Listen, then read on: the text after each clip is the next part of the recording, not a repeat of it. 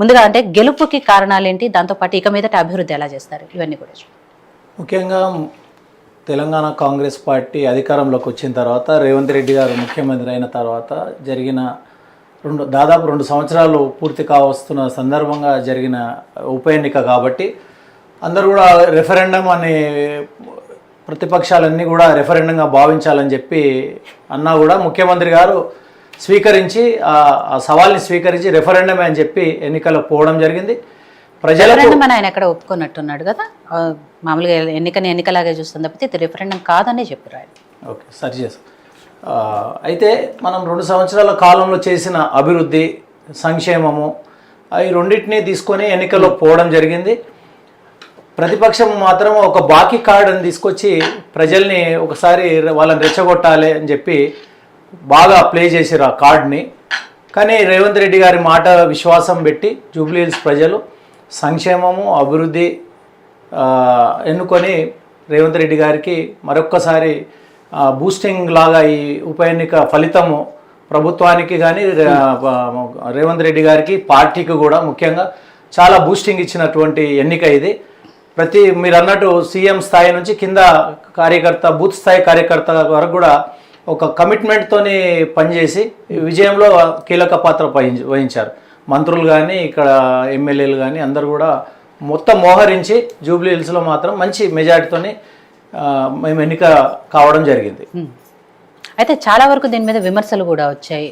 అధికార పార్టీ కాబట్టి ఎన్ని సాయశక్తుల ఎంత కృషి చేయాలో అండ్ ఎన్ని అరాచకాలకు పాల్పడాలో అన్ని అరాచకాలకి పాల్పడ్డారు, గెలవటానికి ఇదంతా కూడా చేశారు అనేది నిన్న మాగంటి సునీత బీఆర్ఎస్ అభ్యర్థి ఎవరైతే ఉన్నారో ఆవిడ మాట్లాడారు. అండ్ బీఆర్ఎస్ నాయకులు చాలా మంది కూడా ఇదే విషయం చెప్తున్నారు. ఇప్పుడు ప్రజాస్వామ్యంలో ఎన్నికలు వస్తుంటాయి, గెలుస్తుంటాం, ఓడుతుంటాం. కానీ ఓడిన వాళ్ళు చెప్పే ప్రతి పదం అదే, అరాచకాలు జరిగినాయి, రిగ్గింగ్ జరిగింది, డబ్బులు పెంచారు, ప్రలోభాలు పెట్టారు. ఇవన్నీ ఎన్నిక అయిన తర్వాత ఓడిపోయిన వాళ్ళు చెప్పే మాటలే. మరి నిన్నటి వరకు మా అభ్యర్థి మీద ఎన్నో రకాలుగా విమర్శలు చేసి అభ్యర్థిని చాలా తక్కువ చూపెట్టే విధంగా కేటీఆర్ గారు ప్రచారం చేశారు. కేటీఆర్ని అందరూ కూడా ఒక స్టేచర్ కలిగిన నాయకుడుగా ఉండే నిన్నటి వరకు. కానీ ప్రతిపక్షంలోకి వచ్చిన తర్వాత దిగజారు రాజకీయాలతోని ఆయన ఉన్న విలువను పోగొట్టుకుంటున్నాడు. విలువలతో రాజకీయాలు చేయాల్సినటువంటి కేటీఆర్ ఎంత దిగజారు ముఖ్యమంత్రి గారిని విమర్శిస్తారు, అదేవిధంగా మా అభ్యర్థిని విమర్శిస్తాడు, పార్టీని కూడా అదే రకంగా విమర్శిస్తూ ఉంటాడు.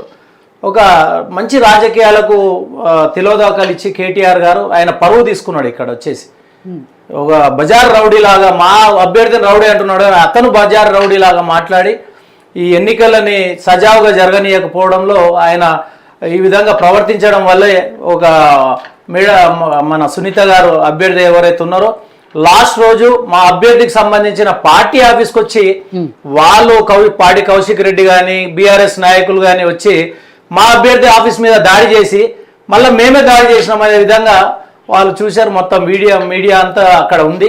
కాబట్టి ఎవరు దౌర్జన్యాలు చేశారు, ఎవరు రిగ్గింగ్ చేశారు అనేది వాళ్ళ విఘ్నతకే వదిలేస్తా ఉన్నాం. రైట్.